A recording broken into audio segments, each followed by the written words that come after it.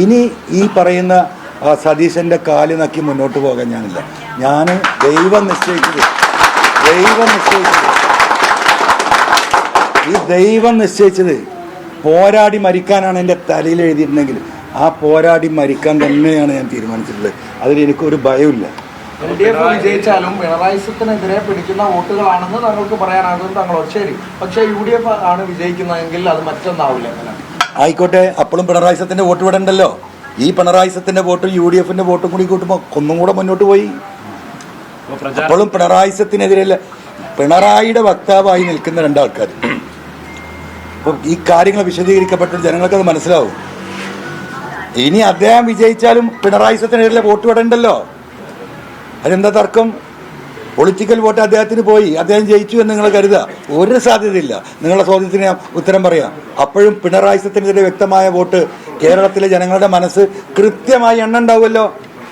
അത്രേ ഉള്ളൂ ഇതില്. എങ്ങനെ എല്ലാം നാളെ വൈകിട്ട് പറയും ആ കാര്യത്തില്. ഞങ്ങൾ എങ്ങനെയാണ് ഈ സ്ട്രാറ്റജി ഇപ്പൊ 1 മണിക്കൂർ മുമ്പാണല്ലോ ഇങ്ങനെ ഒരു തീരുമാനത്തിലേക്ക് പോകേണ്ടി വന്നത്. ഞങ്ങൾ തെരഞ്ഞെടുപ്പിനില്ല എന്ന് പറഞ്ഞ് മാറിയെന്നല്ലേ. തീർത്തും അൺഎക്സ്പെക്റ്റഡ് ആയിട്ടാണല്ലോ ഈ വാതിലടച്ചു, ഇരുമ്പ് വാതിലടച്ചു എന്ന് ബഹുമാനപ്പെട്ട ഹിറ്റ്ലർ കേരളത്തിലെ 3.5 കോടി ജനങ്ങളോട് പ്രഖ്യാപിച്ചത്.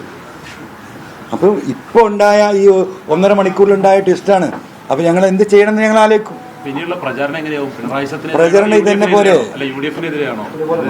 ഈ പറയുന്ന പൊളിറ്റിക്കൽ നെക്സസ്, പിണറായിസത്തോടൊപ്പമുള്ള പൊളിറ്റിക്കൽ നെക്സസ് ആയിട്ടുള്ള ഈ പറയുന്ന സ്വരാജിന്റെ രാഷ്ട്രീയവും ഈ പറയുന്ന ഷൗക്കത്തിന്റെയും ഈ പറയുന്ന എന്താ പറയാ VD സതീശന്റെയും ഈ നെക്സസ് പൊളിറ്റിക്സ് അതായിരിക്കും തെരഞ്ഞെടുപ്പിലെ പ്രചരണ വിഷയം. Nexus politics.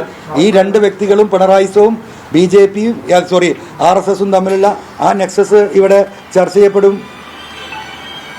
മനസ്സിലായില്ലേ?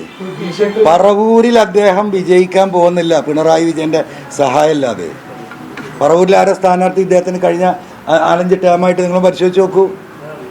അവിടെ CPIന്റെ ഏതോ ഒരു അന്തമിട്ട സാധു നിൽക്കും. വ്യക്തമായി പറഞ്ഞിരിക്കുന്നു, പിണറായി വിവരം കൊടുത്തിരിക്കുന്നു.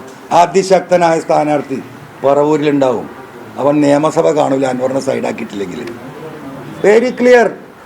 ആ ഒരൊറ്റ സ്ഥാനത്തിന് വേണ്ടിയാണ് ഈ പിണറായിസത്തെ പ്രോത്സാഹിപ്പിക്കുന്ന ഈ നിലപാട് VD സതീശൻ ഒളിഞ്ഞ് എടുത്തുകൊണ്ടിരിക്കുന്നത്.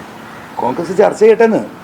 UDF വലിയൊരു വിഭാഗം അനുകൂലമായിട്ട് നിന്നിട്ടും പ്രതിപക്ഷ നേതാവിന് ഇത്രയും ഒരു പവർ എങ്ങനെ വന്നു എന്നുള്ളതാണ് മനസ്സിലാവുന്നത്. പിണറായിന്റെ പവർ അല്ലാതെന്താ?